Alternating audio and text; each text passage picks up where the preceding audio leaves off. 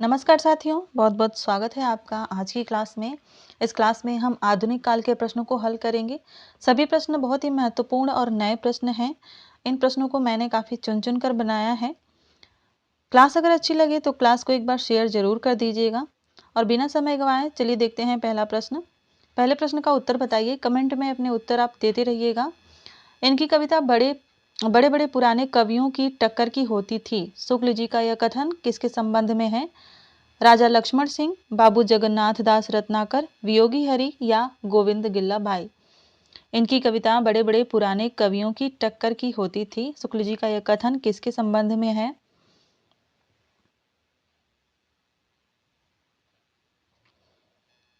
सही उत्तर है इसका बाबू जगन्नाथ दास रत्नाकर।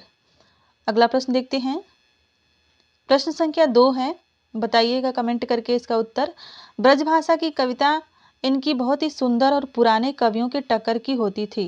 शुक्ल जी का यह कथन किस विद्वान के लिए है? गोविंद गिल्ला भाई, राजा लक्ष्मण सिंह, बाबू जगन्नाथ दास रत्नाकर या वियोगी हरि। ब्रजभाषा की कविता इनकी बहुत ही सुंदर और पुराने कवियों की टक्कर की होती थी। आज कथन से प्रश्न मैंने ज़्यादा लिए हैं, रचनाओं से थोड़े कम प्रश्न हैं, लेकिन कथन वाले प्रश्न ज़्यादा हैं और सभी प्रश्न आपकी परीक्षा के लिए बहुत ही ज़रूरी हैं। यह कथन इन्होंने कहा था गोविंद गिल्ला भाई के लिए। अगला प्रश्न देखते हैं। प्रश्न संख्या 3 का उत्तर दीजिए। शुक्ल जी के अनुसार निम्न में से कौन द्विवेदी मंडल के कवि नहीं है? अयोध्या सिंह उपाध्याय हरिऔध, मैथिली शरण गुप्त, रामचरित उपाध्याय, राय देवी प्रसाद पूर्ण। शुक्ल जी के अनुसार इनमें से कौन द्विवेदी मंडल के कवि नहीं है?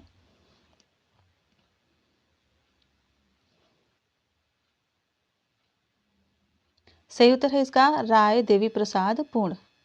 प्रश्न संख्या 4 को देखते हैं।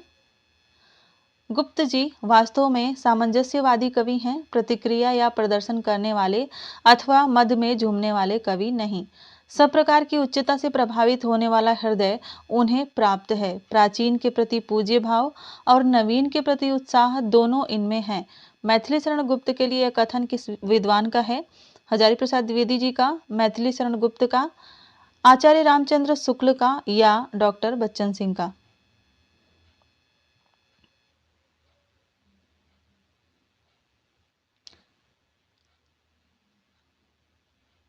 सही उत्तर है इसका आचार्य रामचंद्र शुक्ल जी का यह कथन है।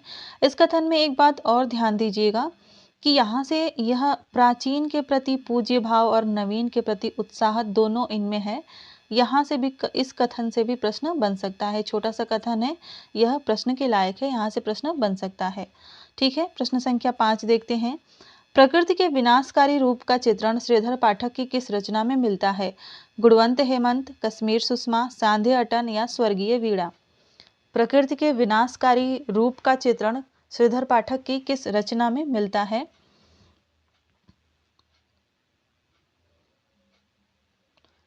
सही उत्तर है इसका सांध्य अटन। इसका प्रकाशन वर्ष है 1918 ईस्वी।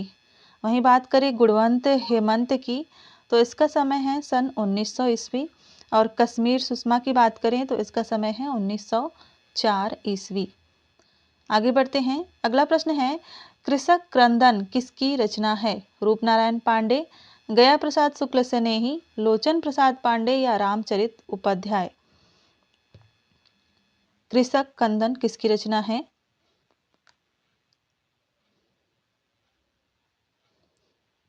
सही उत्तर है इसका गया प्रसाद शुक्ल स्नेही जी की रचना है यह। प्रश्न संख्या 7 का उत्तर दीजिए। प्रयोगवाद की विशेषता इनमें से कौन सी नहीं है? यथार्थवाद का आग्रह, निराशावाद, साधारण विषयों का निरूपण, अनुभूति की प्रतिष्ठा। इनमें से कौन सी प्रयोगवाद की विशेषता नहीं है?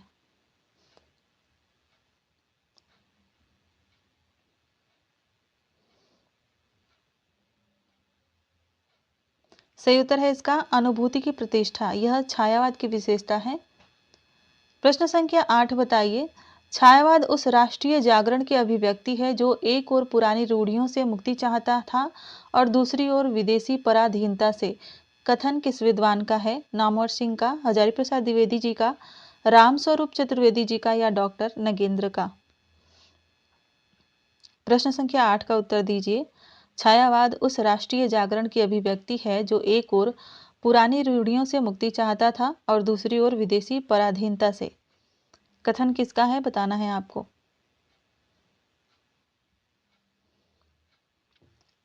सही उत्तर है इसका नामवर सिंह का। अगला प्रश्न देखते हैं, इंपॉर्टेंट क्वेश्चन था यह, नोट कर लीजिएगा। प्रश्न संख्या 9 है, अज्ञेय की रचना असाध्य वीणा किस कविता संग्रह में संग्रहित है? बावरा हेरी, इंद्रधनुष रौदे हुए ये, अरि ओ करुणा प्रभा में, आंगन के पार द्वार। असाध्य वीणा अज्ञेय की बहुत ही प्रसिद्ध रचना है और यह उनके किस कविता संग्रह में संग्रहित है आपको बताना है। सही उत्तर है आंगन के पार द्वार। प्रश्न संख्या 10 देखते हैं। प्रश्न संख्या 10 है, आकुल अंतर किसकी रचना है? हरिवंश राय बच्चन की, भगवती चरण वर्मा की, हरिकृष्ण प्रेमी की या नरेंद्र शर्मा की? आकुल अंतर किसकी रचना है?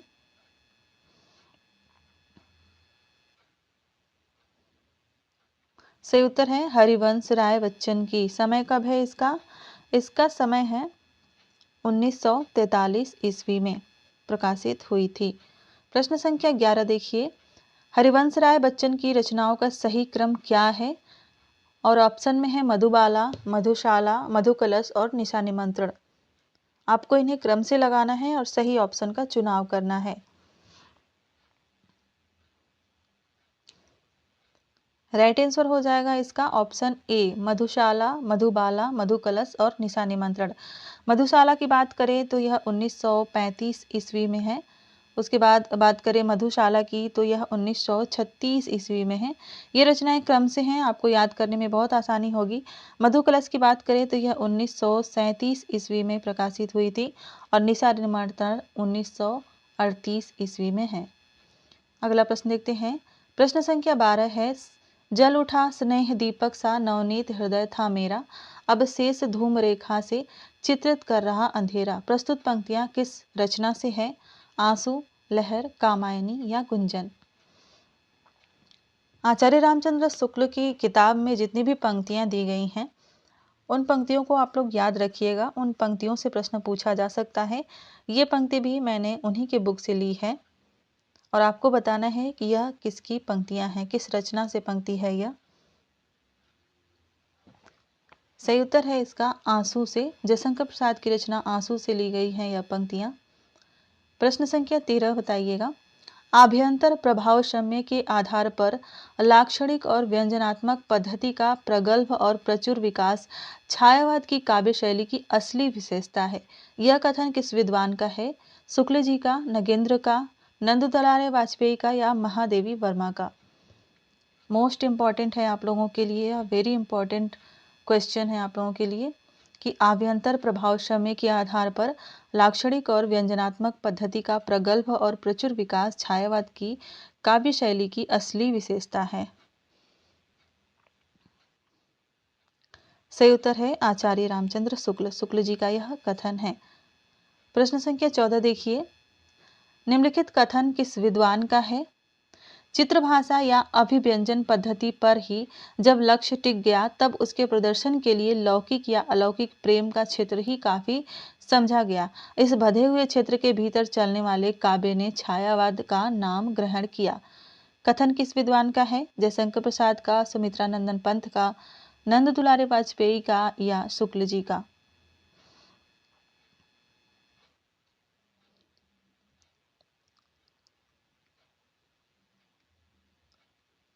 सही उत्तर है आचार्य रामचंद्र शुक्ल, शुक्ल जी का यह कथन है। प्रश्न संख्या 15 देखते हैं, त्रेता के दो वीर किसका काव्य ग्रंथ है? तुलसी राम शर्मा दिनेश, पुरोहित प्रताप नारायण, जगदम्बा प्रसाद हितैषी, श्याम नारायण पांडे। त्रेता के दो वीर किसका काव्य संग्रह है?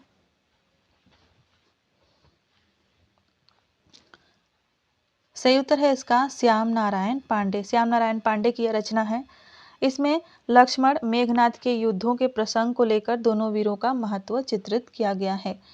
अगला प्रश्न देखते हैं, प्रश्न संख्या 16, हल्दी घाटी महाकाव्य किसका है? श्याम नारायण पांडे का, पुरोहित प्रताप नारायण का, अनूप शर्मा का या गोपाल शरण सिंह का?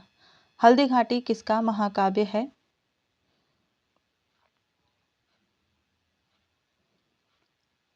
सही उत्तर है श्याम नारायण पांडे का। अगला प्रश्न देख लेते हैं। प्रश्न संख्या 17 है, हल्दी घाटी महाकाव्य में कितने सर्ग हैं? 19, 12, 15 या 17?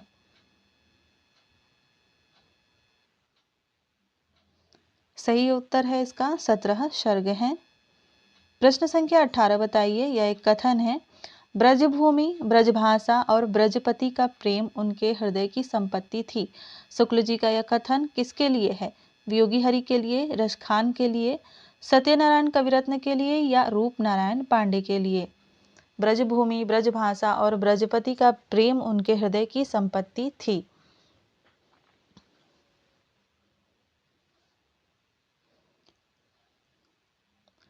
सही उत्तर है इसका सत्यनारायण कविरत्न।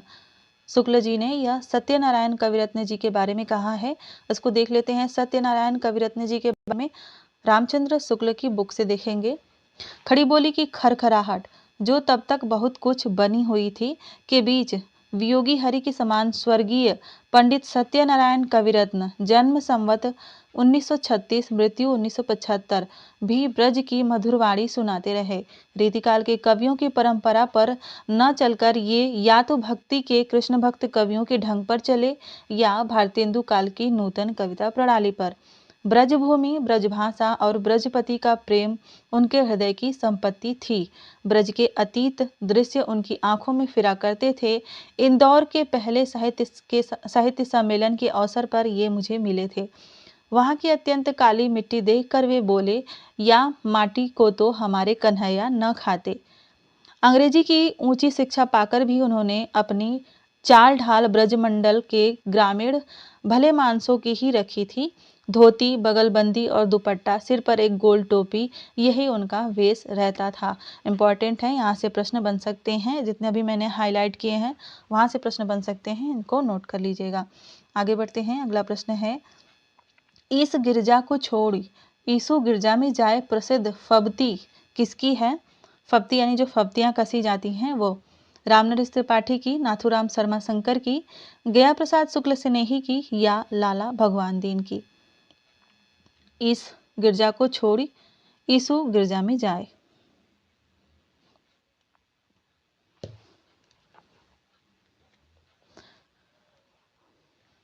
सही उत्तर है इसका नाथूराम शर्मा शंकर।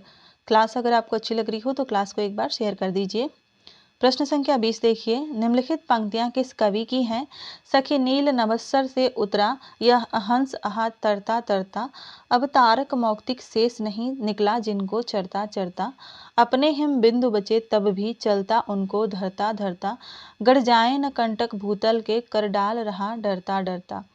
मैथिली शरण गुप्त की, सुमित्रा नंदन पंत की, जयशंकर प्रसाद की या निराला की? आपको बताना है यह पंक्तियां किसकी हैं।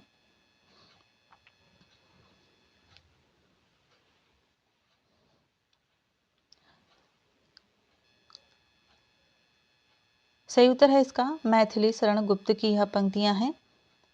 अगला प्रश्न देख लेते हैं। प्रश्न संख्या 21 है, आचार्य रामचंद्र शुक्ल के अनुसार स्वच्छंदतावाद के प्रवर्तक कौन है? श्रीधर पाठक, जयशंकर प्रसाद, सुमित्रा नंदन पंत या निराला?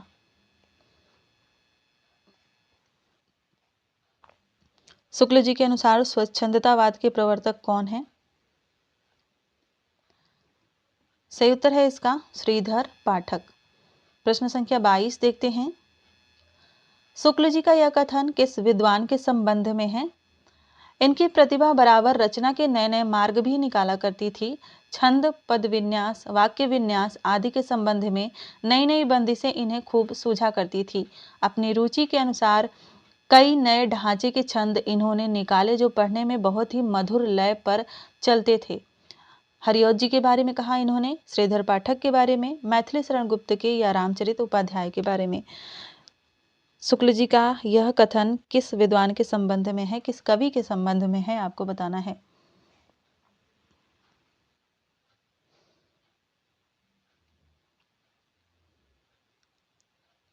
सही उत्तर हो जाएगा इसका श्रीधर पाठक के संबंध में।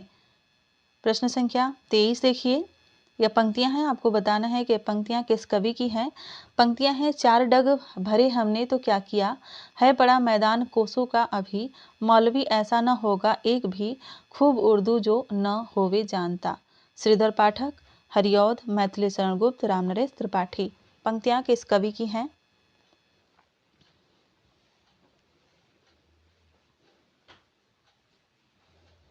सही उत्तर है इसका अयोध्या सिंह उपाध्याय, हरिऔध जी की। प्रश्न संख्या 24 देखते हैं, थोड़ा सा जूम कर लेती हूँ। शुक्ल जी का, शुक्ला जी नहीं है, शुक्ल जी हैं। शुक्ल जी का यह कथन किस कहानी के संबंध में है? घटना इसकी ऐसी है जैसी बराबर हुआ करती है, पर उसमें भीतर से प्रेम का एक स्वर्गीय रूप झांक रहा है, केवल झांक रहा है, निर्लज्जता के साथ पुकार या कराह नहीं रहा है। कहानी भर में कहीं प्रेमी की निर्लज्जता, प्रगल्भता या वेदना की विभत्स प्रवृत्ति नहीं है।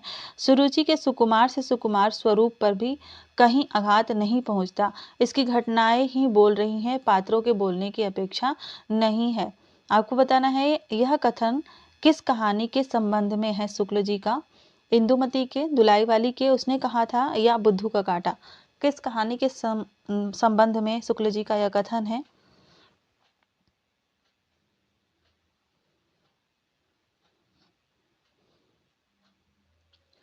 सही उत्तर है उसने कहा था। 1915 ईस्वी में यह कहानी सरस्वती पत्रिका में प्रकाशित हुई थी। प्रश्न संख्या 25 बताइए, जयशंकर प्रसाद की प्रथम रचना कौन सी है? सावन पंचक, प्रथम प्रभात, उर्वशी या कानन कुसुम। जयशंकर प्रसाद की प्रथम रचना इनमें से कौन सी है?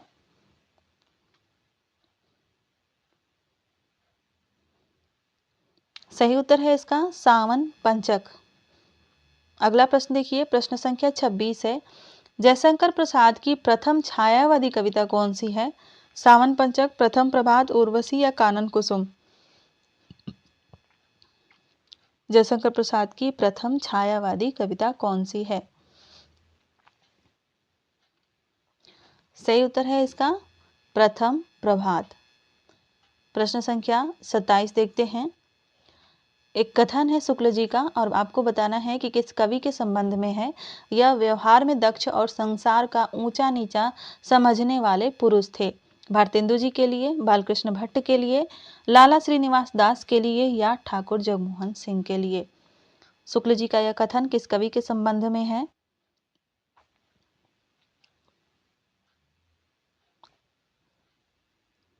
सही उत्तर है इसका लाला श्रीनिवास दास के लिए यह कथन शुक्ल जी ने कहा था। यहाँ पर देख लेते हैं, श्रीनिवास दास ने, एक मिनट जूम कर देती हूँ, श्रीनिवास दास ने परीक्षा गुरु नाम का एक शिक्षाप्रद उपन्यास भी लिखा। वे खड़ी बोली के बोलचाल के शब्द और मुहावरे अच्छे लाते थे। उपर्युक्त चारों लेखकों में प्रतिभाशालियों का मनमौजीपन था, पर लाला श्रीनिवास दास व्यवहार में दक्ष और संसार का ऊंचा नीचा समझने वाले पुरुष थे। अतः उनकी भाषा संयत और साफ सुथरी तथा रचना बहुत कुछ सो उद्देश्य होती थी। यह कथन था शुक्ल जी का। अगला प्रश्न देखते हैं, प्रश्न संख्या 28 है, निम्न में से कौन सी रचना जगन्नाथ दास रत्नाकर की नहीं है? गंगा अवतरण, उद्धव शतक, हिंडोला या भ्रमरदूत। इनमें से कौन सी रचना जगन्नाथ दास रत्नाकर की नहीं है?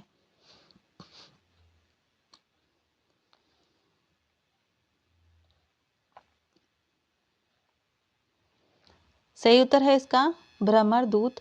यह सत्यनारायण कविरत्न की रचना है। प्रश्न संख्या 29 देखिए, यह कथन है, आपको बताना है, यह नाटक विलक्षण है। पात्र इतने अधिक और इतने प्रकार के हैं कि अभिनय दुस्साह ही समझिए। भाषा भी रंग बिरंगी है। पात्रों के अनुरूप उर्दू, मारवाड़ी, बैसवाड़ी, भोजपुरी, पंजाबी, मराठी, बंगला सब कुछ मिलेगी। शुक्ल जी यहाँ किस नाटक की बात कर रहे हैं? भारत दुर्दशा, भारत सौभाग्य, स्कंद गुप्त या प्रयाग रामागमन।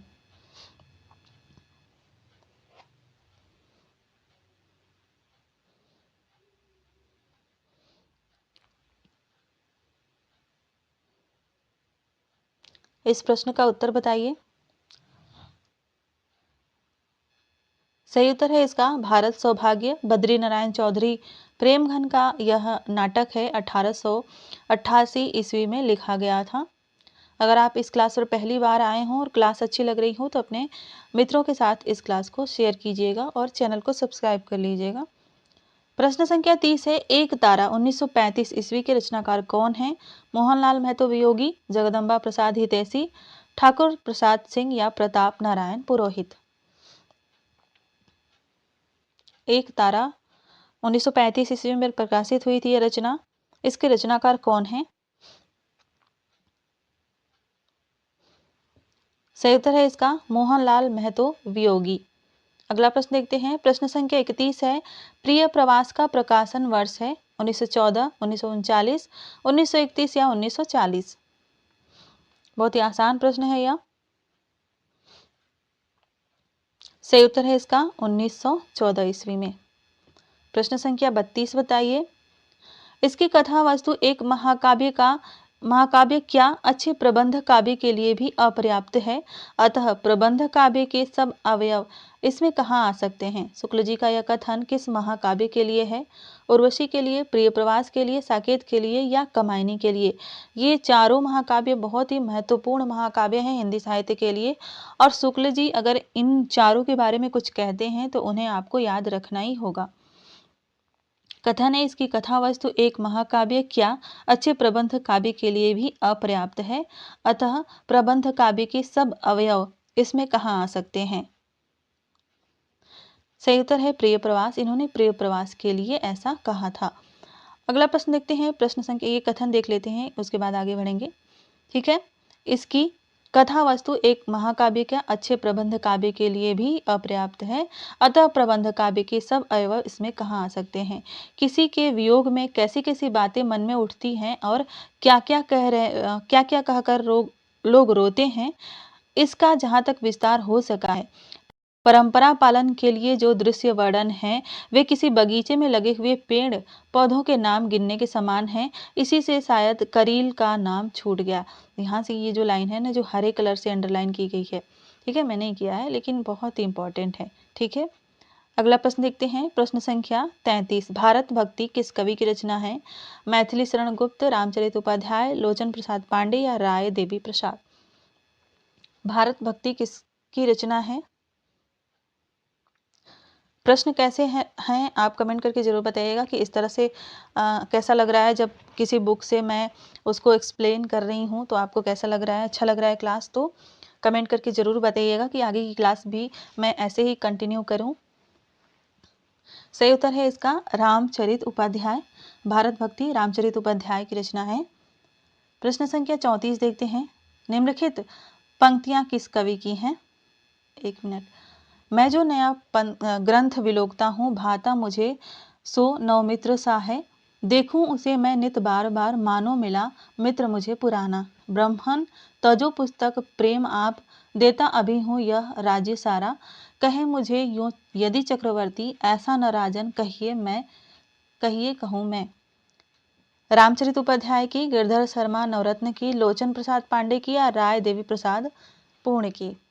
यह पंक्तियाँ किस कवि की हैं? हालांकि परीक्षाओं में इतनी पंक्तियाँ नहीं पूछी जाती हैं, कम पंक्तियाँ पूछी जाती हैं, एक या दो पंक्तियाँ रख दी जाती है, तो उनमें तो हमें पहचानने में और कठिनाई होती है। सही उत्तर है गिरधर शर्मा नवरत्न। अगला प्रश्न देखते हैं। प्रश्न संख्या 35 है, नए इतिहास के लिए शुक्ल जी का इतिहास एक चुनौती है। हजारी प्रसाद द्विवेदी, बच्चन सिंह, रामस्वरूप चतुर्वेदी, रामचंद्र तिवारी। कथन किसका है? नए इतिहास के लिए शुक्ल जी का इतिहास एक चुनौती है। सही उत्तर हो जाएगा इसका बच्चन सिंह। आगे देखते हैं। प्रश्न संख्या 36, खड़ी बोली शब्द फोर्ट विलियम कॉलेज 1800 ईस्वी की टकसाल से निकला है। यह एक कथन है, आपको बताना है किसका कथन है। शुक्ल जी का, हजारी प्रसाद द्विवेदी का, राम कुमार वर्मा का या बच्चन सिंह जी का। खड़ी बोली शब्द फोर्ट विलियम कॉलेज की टकसाल से निकला है। टकसाल किसे कहते हैं? टकसाल जहाँ पर सिक्के बनाए जाते हैं उसको टकसाल कहते हैं। सही उत्तर है बच्चन सिंह, या बच्चन सिंह जी का कथन है हिंदी साहित्य का दूसरा इतिहास से।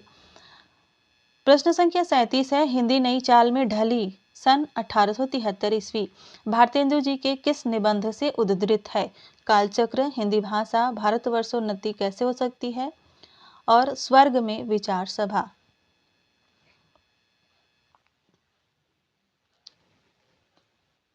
हिंदी नई चाल में ढली सन 1873।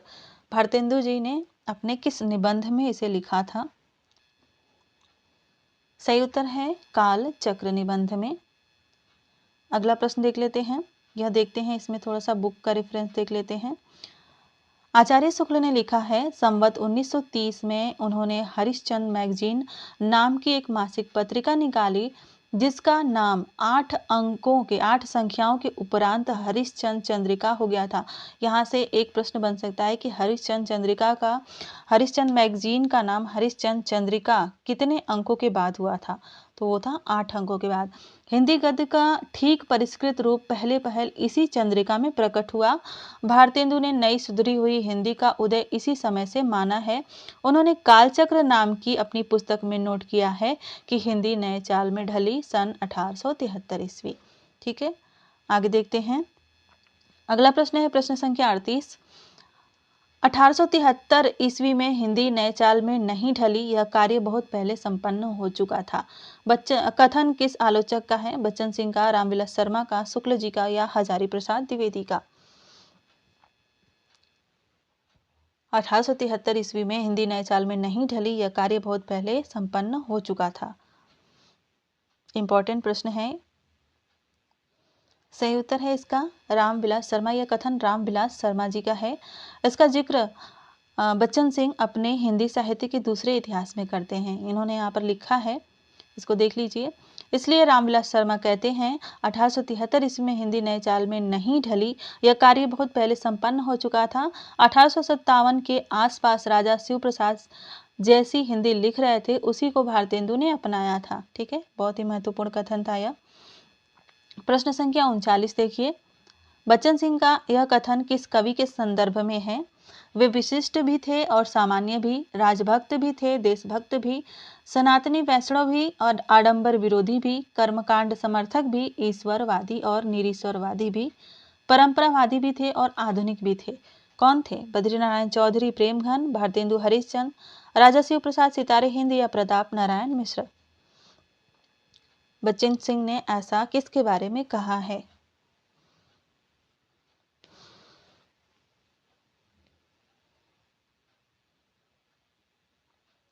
सही उत्तर है इसका भारतेंदु हरिश्चंद्र के बारे में कहा है। अगला प्रश्न देखते हैं। प्रश्न संख्या 40 है, शुभ सरस देश स्नेह पूरित प्रकट हुए आनंद भरे किस पत्र के मुख्य पृष्ठ पर छपा रहता था? भारत मित्र, हिंदी प्रदीप, नागरी नीरद, कादम्बिनी? शुभ सरस देश स्नेह पूरित प्रकट हुए आनंद भरे किस पत्र के मुख्य पृष्ठ पर छपा रहता था? सही उत्तर है हिंदी प्रदीप के।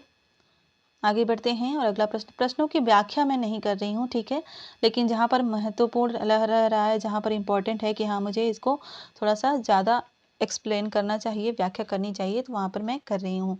ठीक है, प्रश्न संख्या 41 है, उनके निबंधों का स्वर भारतेंदु के स्वर में मिला हुआ था, पर व्यंग की पैनी धार उनकी अपनी थी। बच्चन सिंह का यह कथन किसके संबंध में है? बालकृष्ण भट्ट, प्रताप नारायण मिश्र, बद्री नारायण चौधरी प्रेमघन, अंबिका दत्त व्यास? अगर आपके प्रश्न बच्चन सिंह की किताब से और शुक्ल जी की किताब से किसी भी प्रकार का प्रश्न हो, अगर गलत हो रहा हो, तो आप बच्चन सिंह की किताब को, शुक्ल जी की किताब को, अभी टाइम बचा हुआ है यूपीटीजीटी की परीक्षा में या किसी भी आने वाली परीक्षाओं में, तो अभी समय है, आप उसको दोबारा से पढ़िए। ठीक है, सही उत्तर है इसका प्रताप नारायण मिश्र। प्रताप नारायण मिश्र के संबंध में कहा है बच्चन सिंह ने। प्रश्न से यहाँ पर देख लेते हैं इसको। ठीक है, यहाँ से कुछ और वाक्य मिल जाएंगे, कथन मिल जाएंगे। प्रताप नारायण मिश्र 1856 से 1894, ये जो समय दिया हुआ है ना, ये बच्चन सिंह के अनुसार है। ठीक है, मिश्र जी न तो भारतेंदु की तरह अभिजात कुल में पैदा हुए थे और न भट्ट जी की भांति उन पर संस्कृत साहित्य का संस्कार था। वे उन्नाव के गांव से आकर कानपुर में बस गए। उनमें गांव की सरलता और मस्ती थी, पूरे तौर पर स्वच्छंद थे। भारतेंदु के प्रति उनके मन में अत्यधिक आदर था। वे ब्राह्मण होकर भी भारतेंदु को प्रणाम करते थे। महावीर प्रसाद द्विवेदी जैसे ब्राह्मणों को यह नागवार लगता था। उन्होंने अपने विचारों के प्रकाशनार्थ ब्राह्मण पत्र निकाला था। उनके निबंधों का स्वर भारतेंदु के स्वर में मिला हुआ था, पर व्यंग्य की पैनी धार उनकी अपनी थी। ठीक है, यह कथन था। आगे बढ़ते हैं। प्रश्न संख्या 42 है, करुणाभरण किसका नाटक है? प्राणचंद चौहान, बनारसी दास, लच्छीराम या रघुराज नागर? ये नागर है, नगर नहीं। आपको बताना है करुणाभरण किसका नाटक है।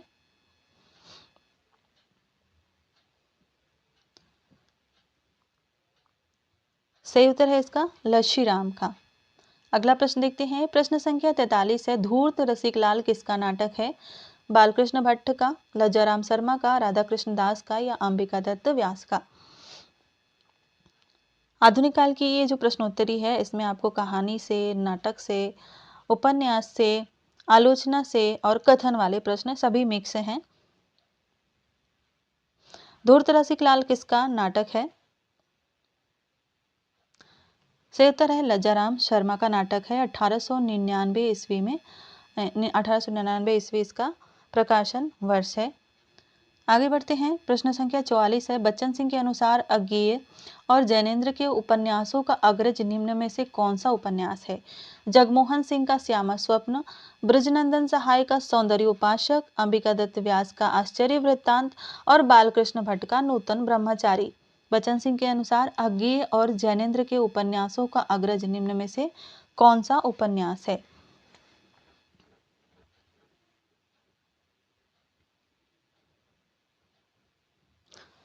सही उत्तर है इसका ब्रजनंदन सहाय का सौंदर्योपासक। यह 1911 ईस्वी में प्रकाशित हुआ था। ठीक है, आगे बढ़ते हैं। प्रश्न संख्या 45 बताइए, निम्नलिखित कथन किस आलोचक का है? कुछ ऐसे कथाकार अयार आलोचक हैं जो अपने रंगीन चश्मे से इसमें उसी प्रकार राष्ट्रीयता ढूंढ निकालते हैं जिस प्रकार एक पंडित वर्ग वेदों में वायुयान निर्माण की विधि अन्वेषित कर लेता है। तिलिस्मी और अयारी से संबंधित उपन्यासों के संबंध में यह कथन किस आलोचक का है? ठीक है, शुक्ल जी का, बच्चन सिंह का, रामविलास शर्मा का या हजारी प्रसाद द्विवेदी जी का? आपको बताना है यह कथन किस आलोचक का है। बहुत ही महत्वपूर्ण कथन है यह। ठीक है, सही उत्तर है इसका बच्चन सिंह का। यह कथन है बच्चन सिंह का। आगे बढ़ते हैं और अगला प्रश्न देखते हैं।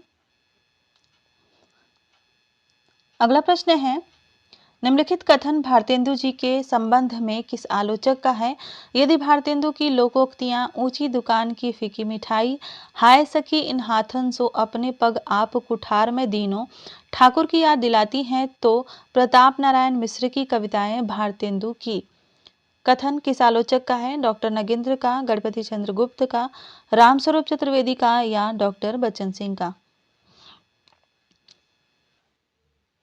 यदि भारतेंदु की लोकोक्तियां ऊंची दुकान की फीकी मिठाई, हाय सखी नहातन सो अपने पग आप कुठार में दीनो, ठाकुर की याद दिलाती हैं, तो प्रताप नारायण मिश्र की कविताएं भारतेंदु की।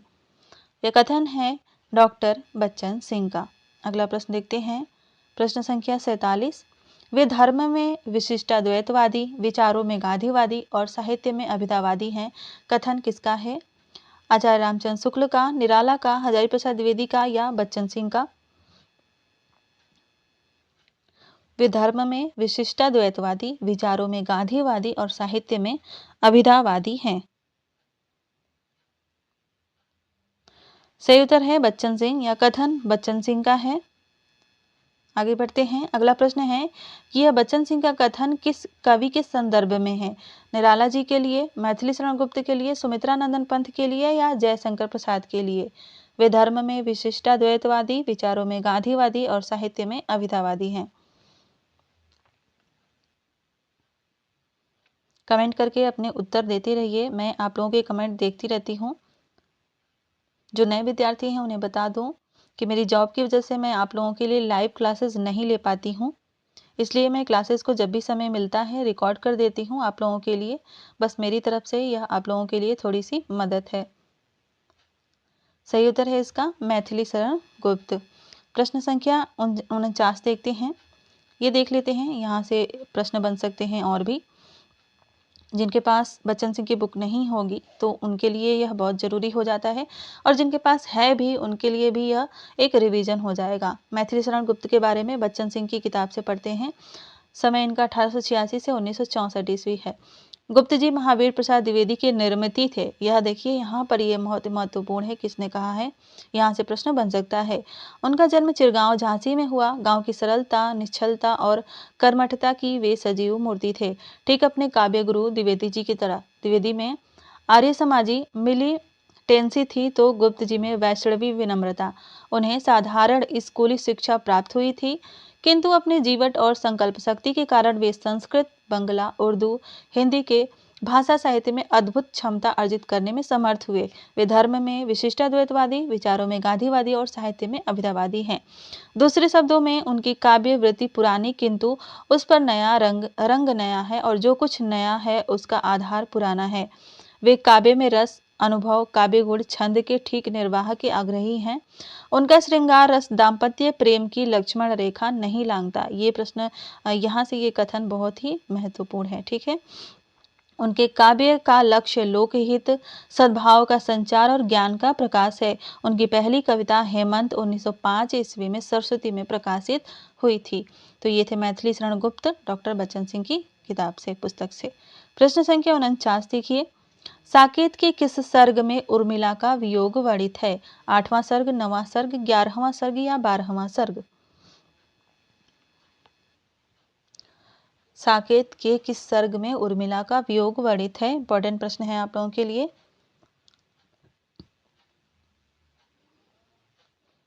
सही उत्तर है इसका 9वां सर्ग।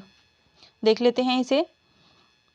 साकेत आरंभ से लेकर 8वें सर्ग तक चित्रकूट सभा तक एक क्रमबद्ध कथा लेकर चलता है।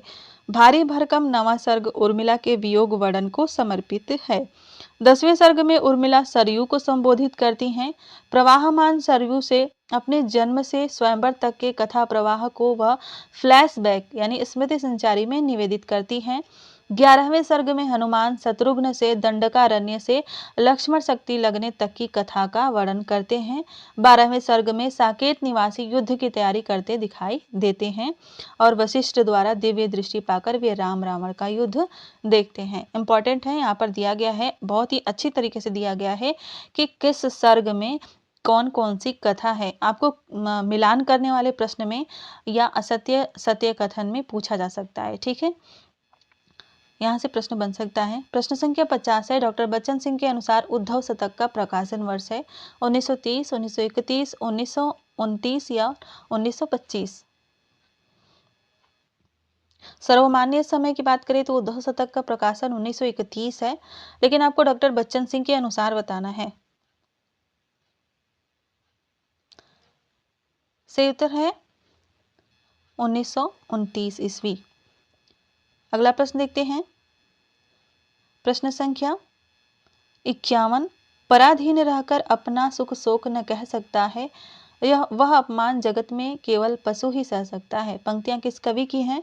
रामनरेश त्रिपाठी, मैथिली शरण गुप्त, तुलसीदास या सत्यनारायण कविरत्न। पराधीन रहकर अपना सुख शोक न कह सकता है, वह अपमान जगत में केवल पशु ही सह सकता है। कितनी अच्छी पंक्तियां हैं यह हमारे जीवन के लिए भी। सही उत्तर है इसका सत्यनारायण कविरत्न की पंक्तियां हैं यह। प्रश्न संख्या 52 देखिए। रीतिकाल का तो फिर भी एक अर्थ है, वह एक प्रणाली है और दृष्टिकोण है, लेकिन छायावाद का स्वयं में कोई अर्थ नहीं है। आधुनिक साहित्य का इतिहास लिखते समय यह बाधक सिद्ध होता है। यह कथन किस विद्वान का है? शुक्ल जी का, नंद दुलारे वाजपेयी का, गणपति चंद्रगुप्त का या डॉक्टर बच्चन सिंह का? ये विद्वान कह रहे हैं कि रीतिकाल का तो फिर भी एक अर्थ था, ठीक है, वह एक प्रणाली थी, एक दृष्टिकोण था, लेकिन छायावाद तो स्वयं में उसका तो कोई अर्थ ही नहीं है। तो यह कौन कह सकते हैं? अंदाजा लगाइए आप। सही उत्तर है इसका बच्चन सिंह। अगला प्रश्न देखते हैं। प्रश्न संख्या 53। किसी कवि के थोड़ा पहले जन्म लेने के मात्र से उसे किसी काव्य आंदोलन का प्रवर्तक नहीं ठहराया जा सकता। इसे विशिष्ट कालखंड का उत्पादन मानना चाहिए। यह कथन किस आलोचक का है? रामचंद्र तिवारी का, डॉक्टर बच्चन सिंह का, शुक्ल जी का या नंद दुलारे वाजपेयी जी का? किसी कवि के थोड़ा पहले जन्म लेने मात्र से उसे किसी काव्य आंदोलन का प्रवर्तक नहीं ठहराया जा सकता। सही उत्तर है बच्चन सिंह, डॉक्टर बच्चन सिंह का यह कथन है। प्रश्न संख्या 54 देखते हैं। डॉक्टर बच्चन सिंह के अनुसार जयशंकर प्रसाद को देख लेते हैं ना, थोड़ा सा इनके बारे में देख लेते हैं। छायावाद के प्रवर्तक माने जाते हैं, छायावाद के प्रतिनिधि कवि हैं, तो इनको देखना बहुत ही जरूरी है। प्रसाद के काव्य विकास को देखते हुए आश्चर्यचकित हो जाना पड़ता है। चित्राधार उनका पहला काव्य संग्रह है और कामायनी अंतिम शिखर कृति। आरंभिक कृतियों को देखते हुए कामायनी उनकी लंबी छलांग मालूम पड़ती है। यदि उनके विवेचन में उनके नाटक, उपन्यास, कहानियों आदि को समाविष्ट कर लिया जाए तो उस काल के समस्त रचनाकारों में उनका व्यक्तित्व सर्वश्रेष्ठ सिद्ध होता है। किंतु प्रसाद को छायावादी यानी स्वच्छंदतावादी काव्य का प्रवर्तक कहना कवि के प्रति अंध श्रद्धा का सूचक है। प्रसाद निराला पंत ने लगभग एक समय में लिखना प्रारंभ किया। किसी कवि के थोड़ा पहले जन्म लेने मात्र से उसे किसी काव्य आंदोलन का प्रवर्तक नहीं ठहराया जा सकता। इसे विशिष्ट कालखंड का उत्पादन मानना चाहिए। आधुनिक काल के विकास क्रम की दृष्टि से देखा जाए तो यह नव जागरण की फलश्रुति है। प्रसाद का आंसू जो उनकी पहली छायावादी कृति है 1925 में प्रकाशित हुई और इसके पहले निराला की अनामिका सन 1923 में छप चुकी थी, मतलब छपी, और पंत के पल्लव का प्रकाशन 1926 में हुआ था। ठीक है, अब आगे बढ़ते हैं, अगला प्रश्न देखते हैं। यह भी एक कथन है। अपने को निरंतर परिवर्तित करने और बेहतर बनाने की एक अटूट आकांक्षा उन में आरंभ से ही थी। चाहे नाटक हो, कहानी हो, कविता हो, उन्हें सुंदर से सुंदरतर बनाने की इतनी तीव्र स्पृहा और किसी साहित्यकार में नहीं मिलती। बच्चन सिंह का यह कथन है, किसके बारे में है? प्रसाद जी के, निराला के, पंत के या महादेवी वर्मा के?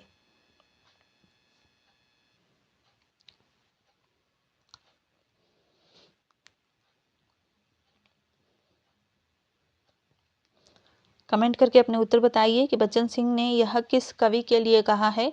प्रसाद, पंत, निराला, वर्मा, महादेवी वर्मा। सही उत्तर है इसका जयशंकर प्रसाद।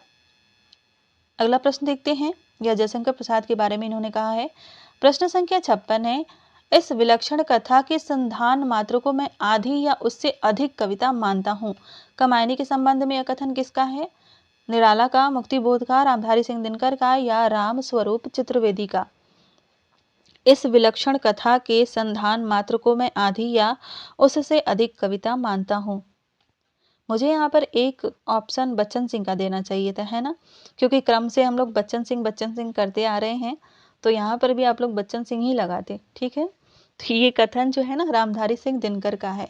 ठीक है, आगे बढ़ते हैं, ये देख लेते हैं। रामधारी सिंह दिनकर ने अपने निबंध, किस निबंध में? दोष रहित दूषण सहित में कहते हैं कि इस विलक्षण कथा के संधान मात्र को मैं आधी या उससे अधिक कविता मानता हूँ। उनके मतानुसार कामायनी में कर्म का संदेश और वैराग्य मत का खंडन है। वे कामायनी की कारीगरी में विराटता का अद्भुत सौंदर्य देखते हैं। ठीक है, आगे देखते हैं अगला प्रश्न। रामविलास शर्मा के अनुसार निराला की प्रथम रचना कौन सी है? जूही की कली, भारत माता की वंदना, बादल राग या सरोज स्मृति? रामविलास शर्मा के अनुसार निराला की प्रथम रचना कौन सी है?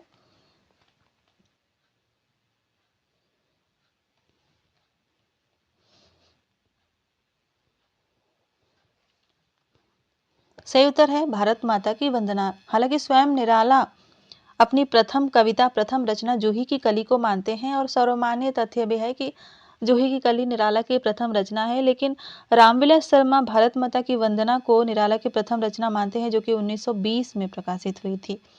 ठीक है, प्रश्न संख्या 58 देखिए, मोस्ट इंपॉर्टेंट प्रश्न है आप लोगों के लिए, वेरी इंपॉर्टेंट है। ठीक है, कथन है भोपाल गैस त्रासदी पर आधारित मृदुला गर्ग की कहानी कौन है? बेनकाब, विनाशदूत, हरिबिंदी या इनमें से कोई नहीं?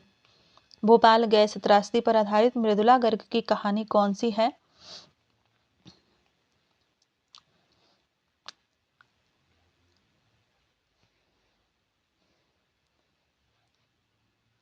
सही उत्तर है इसका विनाशदूत। यह भोपाल गैस त्रासदी पर आधारित मृदुला गर्ग की कहानी है। बेनकाब, हरिबिंदी और विनाशदूत तीनों ही मृदुला गर्ग की कहानियां हैं, लेकिन भोपाल गैस त्रासदी पर आधारित है विनाशदूत। प्रश्न संख्या 59 है। परमात्मा का कुत्ता किसकी कहानी है? मोहन राकेश, धर्मवीर भारती, अमरकांत या दूधनाथ सिंह? परमात्मा का कुत्ता किसकी कहानी है?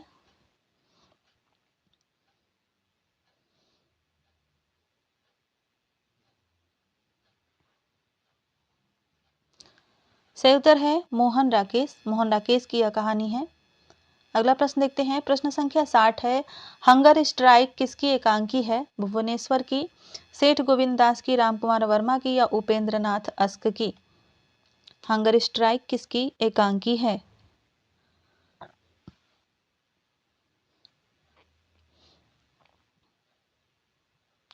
राइट आंसर है सेठ गोविंद दास की एकांकी। भुवनेश्वर की केवल एक स्ट्राइक है, तो आप कंफ्यूज मत होइएगा। प्रश्न संख्या 61 है। भारतेंदु का कौन सा नाटक क्षेमेश्वर कृत चंड कौशिक के आधार पर लिखा गया? सत्य हरिश्चंद्र, वैदिक हिंसा, हिंसा न भवती, विषयस्य विस्मौषधम या श्री चंद्रावली? भारतेंदु का कौन सा नाटक क्षेमेश्वर कृत चंद कौशिक के आधार पर लिखा गया है?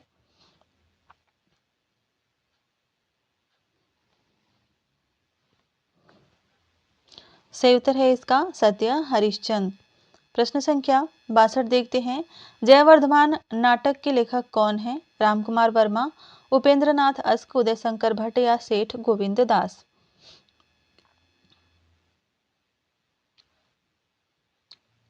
जयवर्धमान नाटक किसका है?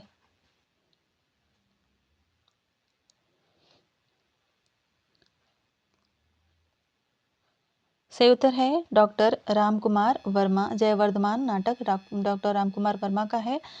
इसके अलावा इनके जो नाटक पूछे जाते हैं, एक कौमुदी महोत्सव पूछा जाता है। ठीक है, कौमुदी महोत्सव पूछा जाता है।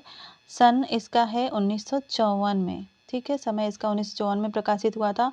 और एक पूछा जाता है विजय पर्व। ठीक है, यह भी पूछा जाता है। तो इसका समय क्या है? यह भी है 1954 में ही। ठीक है, आगे बढ़ते हैं।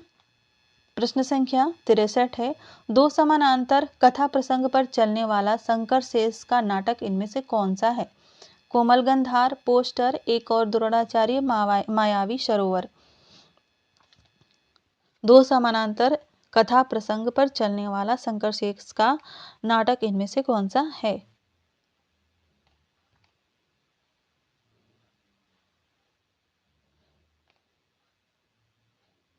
सही उत्तर है इसका एक और द्रोणाचार्य। इस नाटक को तो आपको पढ़ना चाहिए, बहुत ही अच्छा नाटक है। मैंने जब पढ़ा था तो एकदम इसके रोंगटे खड़े हो गए थे। बहुत ही अच्छा नाटक है यह। प्रश्न संख्या 64। अंत हाजिर हो किसका नाटक है? शांति मेहरोत्रा, मृणाल पांडे, त्रिपुरारी शर्मा, मीराकांत? किसी भी प्रैक्टिस सेट में महिला रचनाकारों के प्रश्न जरूर शामिल होने चाहिए। यह बहुत ही महत्वपूर्ण है। यह हमें उन्हें सम्मान देने जैसा है। सही उत्तर है इसका मीराकांत। अंत हाजिर हो मीराकांत का नाटक है। प्रश्न संख्या 65 देखिए। पूरा पूरा सच बोलना आत्मकथा या जीवनी लेखक की नैतिक ही नहीं सौंदर्य बोध की भी शर्त है। कथन किस विद्वान का है? मैनेजर पांडे का, हरिवंश राय बच्चन का, वियोगी हरि का या अमृत राय का? पूरा पूरा सच बोलना आत्मकथा या जीवनी लेखक की नैतिक ही नहीं सौंदर्य बोध की भी शर्त है।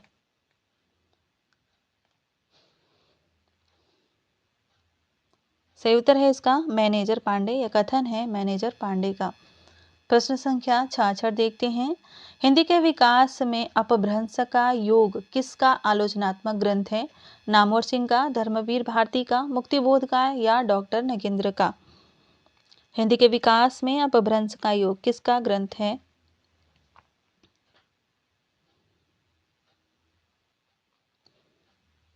सही उत्तर है इसका नामवर सिंह का। प्रश्न संख्या 67 देखिए। विद्यानिवास मिश्र द्वारा रचित कदम की फूली डाल किस विधा की रचना है? कविता, निबंध, कहानी या आलोचना? कदम की फूली डाल की विधा क्या है? विद्यानिवास मिश्र की यह रचना है।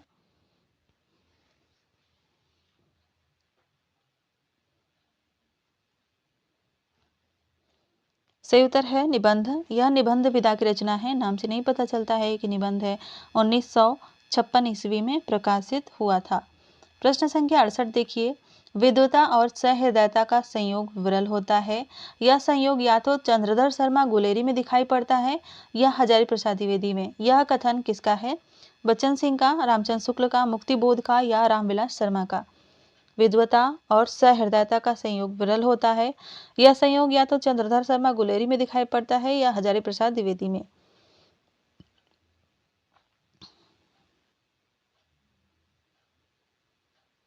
जो भी नए विद्यार्थी क्लास को देख रहे हैं, आप सभी का बहुत बहुत स्वागत है। सही उत्तर है इसका बच्चन सिंह। यह बच्चन सिंह का कथन है। प्रश्न संख्या 69 देखते हैं। ये बच्चन सिंह की बुक से थोड़ा सा इसको देख लेते हैं।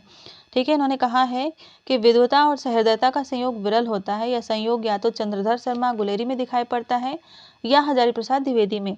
गुलेरी जी अतीत के व्यतीत पर कसकर प्रहार करते हैं और द्विवेदी जी प्रायः संस्कृति के गत्यात्मक आयामों को नवीनता से जोड़ते हैं और जो विगत हो गया उसके लिए हार्दिकता का भाव होते हुए भी छोड़ना जरूरी समझते हैं। उसकी जगह पर नए बदलाव का स्वागत ही नहीं करते बल्कि उसे धार भी देते हैं। ठीक है, इतना बहुत है। अगला प्रश्न देखते हैं। अगला प्रश्न है, कोर्ट मार्शल नाटक समाज की किस समस्या पर आधारित है?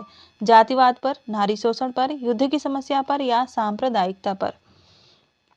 कोर्ट मार्शल नाटक किस समस्या पर आधारित है?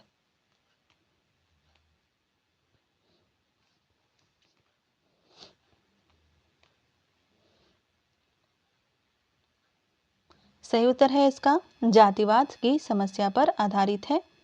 कमेंट में बताइए कोर्ट मार्शल नाटक किसका है। ठीक है, तब तक हम देखते हैं अगला प्रश्न। प्रश्न संख्या 70 है। जिस प्रकार धर्मराज युधिष्ठिर का रथ धरती से 4 अंगुल ऊपर चला करता था, उसी प्रकार अज्ञेय का प्रयोगवादी रथ भी संवेदना के धरातल से 4 अंगुल ऊपर चलता है। यह कथन किस आलोचक का है? बहुत ही अच्छा कथन है।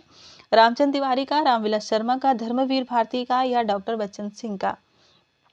जिस प्रकार धर्मराज युधिष्ठिर का रथ धरती से 4 अंगुल ऊपर चला करता था, उसी प्रकार अज्ञेय का प्रयोगवादी रथ भी संवेदना के धरातल से 4 अंगुल ऊपर चलता है। कमेंट में अपने उत्तर बताइए। यह कथन है डॉक्टर बच्चन सिंह का। आगे देख लेते हैं इसको। इन्होंने यहाँ पर कहा है, जब ये शमशेर बहादुर सिंह का जिक्र करते हैं तो वहीं पर यह कहते हैं कि जिस प्रकार धर्मराज युधिष्ठिर का रथ धरती से 4 अंगुल ऊपर चला करता था, उसी प्रकार अज्ञेय का प्रयोगवादी रथ भी संवेदना के धरातल से 4 अंगुल ऊपर चलता है। आगे ये कहते हैं कि शमशेर अपनी निजी अनुभूतियों, उनकी बारीकी, बुनावट और प्रायः दुरूहता के कारण भी लोगों का ध्यान आकृष्ट करते हैं। इस पेज को आप लोग अच्छी तरह से पढ़ लीजिएगा। यहाँ पे मैं पूरा लगा देती हूँ, आप वीडियो को रोककर पढ़ लीजिएगा। तो इस क्लास में बस 70 प्रश्न ही हम हल करेंगे। 70 प्रश्न ही मैं बना पाई थी, इतना ही समय मुझे मिला था। तो मिलेंगे हम अगली क्लास में। क्लास कैसी लगी कमेंट करके ज़रूर बताइए। नए विद्यार्थी चैनल को सब्सक्राइब कर लीजिएगा और अपने दोस्तों के साथ भी इस क्लास को शेयर कीजिएगा। धन्यवाद।